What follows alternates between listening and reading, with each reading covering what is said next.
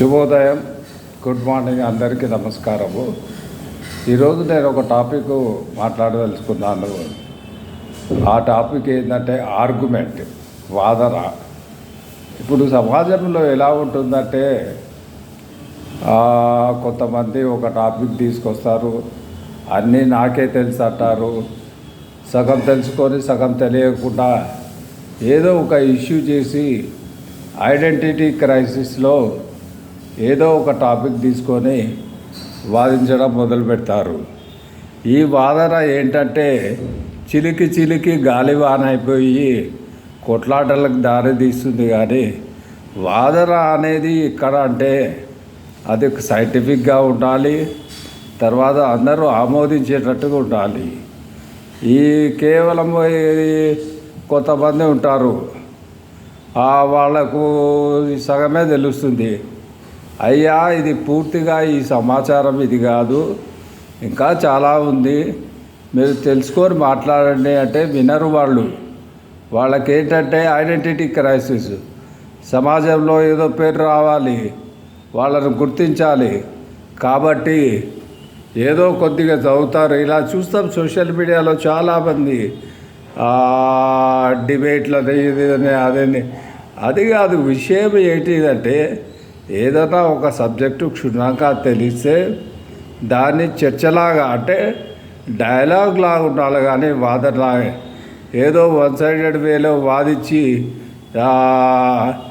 మీరు మీ సబ్జెక్ట్ ఇది, మీ ఆచారాలు ఇవి, మీ మతం ఇది అని వాళ్ళకి తెలిసి తెలియని ఆ యొక్క వాళ్ళ రీసెర్చ్తో నారో మైండెడ్తో మాట్లాడుతుంటారు. అటువంటి వాళ్ళతో వాదన చేసేదానికంటే సైలెంట్గా ఉండడం నయము. ఇంకొక విషయం ఏంటంటే నేను చాలా మటుకు చూసా సమాజంలో ఈ మధ్య యువకులు వాళ్లకు ఏది మంచిది అనిపిస్తే దాని గురించే వాదిస్తుంటారు.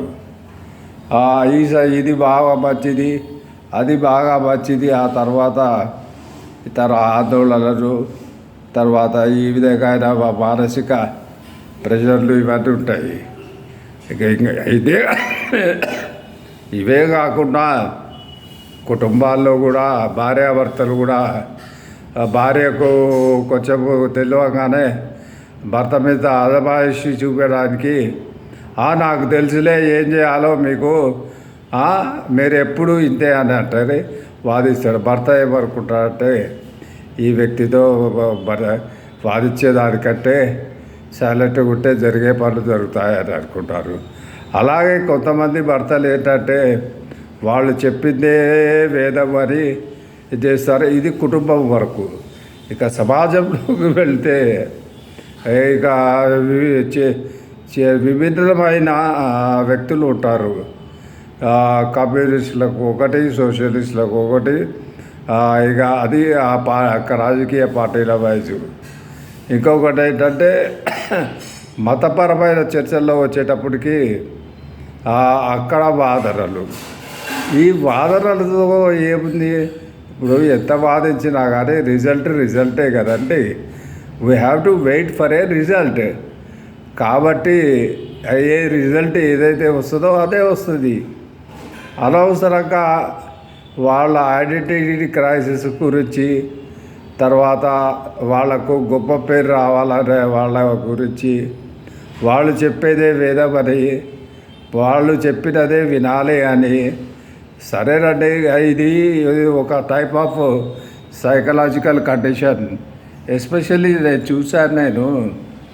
ఒక వయసు వచ్చాక 70-75 సంవత్సరాల తర్వాత ఒక సీనియర్ పర్సన్ కానీ ఆయన ఏదైనా ఒక డిపార్ట్మెంట్లో పనిచేసి రిటైర్ అయితే ఎవరన్నా యువకులు కనపడితే పూర్వ పద్ధతిలో ఆయన వస్తే లేచి నిలబడాలి అదే అనుకుంటారు. నేను మా బంధువుల్లో ఒక అతనున్నాడు, ఆయన రిటైర్డ్ టీచర్.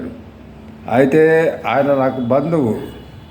నేను ఒక పెళ్ళికి వెళ్ళాను, అక్కడ కూర్చున్నా, నాకు కాళ్ళు నొస్తుంటే. ఏం రా పెద్దలు చిన్నలు లేరా అనే భావన లేదా, లేయట్లేదు అంటే నాకు కాళ్ళు నొప్పులు వస్తున్నాయి, నేను కూర్చున్నా, చైర్ ఉంది కదా అక్కడ, అంటే ఇట్లా వాదించే వాళ్ళు ఉంటారు.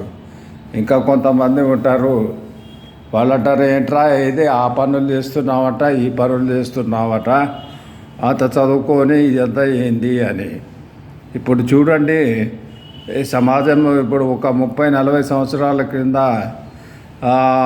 ఉన్న సామాజిక పరమైన సమస్యలు వేరే, ఇప్పుడు ఉన్న సామాజిక సమస్యలు వేరే. ఇప్పుడు ఎలా ఉంది అంటే ఎవరికి వారే యమునా తీరే వారే ఆలోచనలు అలాగనే ఉన్నాయి. కాబట్టి మనము ఎప్పుడన్నా ప్రయాణంలో కానీ ఎక్కడైనా కానీ సోషల్ ఫంక్షన్లో కానీ సగం తెలిసి తెలియని వ్యక్తులతో వాదిస్తే మనకు నష్టమే, కానీ మనల్ని అంటారు ఏమయ్యా ఆ వ్యక్తి గురించి నీకు తెలియదా, ఎందుకు ఆయనతో మాట్లాడతావు, సైలెంట్గా ఉండకూడదా అని అంటారు. కాబట్టి మీరు వాదించే వ్యక్తులు మీ యొక్క సబ్జెక్టుకు మీ యొక్క వేవ్ లెంత్లో ఉన్న వాళ్ళతోనే చేయండి దయచేసి.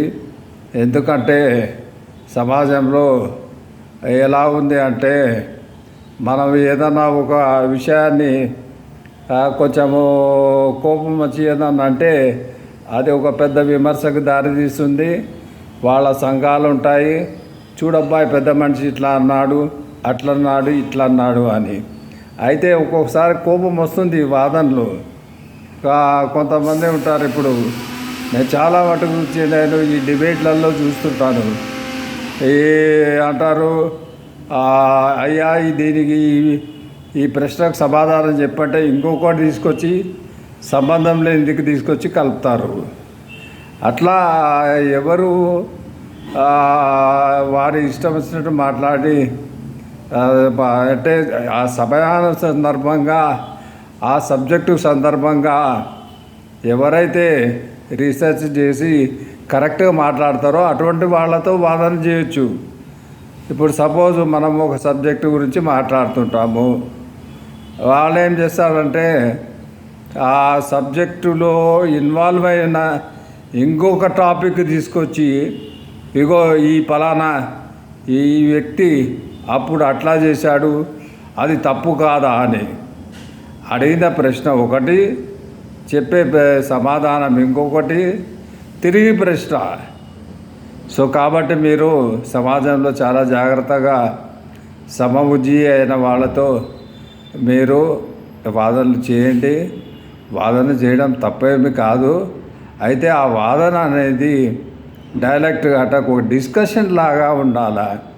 పోనీ వాదిస్తే అంటే ఆ వాదనలో ఏదైనా పస ఉండాలా, అటు సైంటిఫిక్గా చెప్పేటట్టుగా చూడండి ఫలానా విషయం ఫలానా టైంలో జరిగింది, ఈ విధంగా జరిగింది అని అథెంటిసిటీ చూపించాలి, ప్రూఫ్ చూపించాలి. ఏది చూపించకుండా కొంతమంది ఏదో పిచ్చిగా వాగుతుంటారు. అటువంటి వారితో ఎప్పుడు కానీ డిస్కషన్ కానీ చేయకండి, పలకరించకండి. జై హింద్, జై భారత్.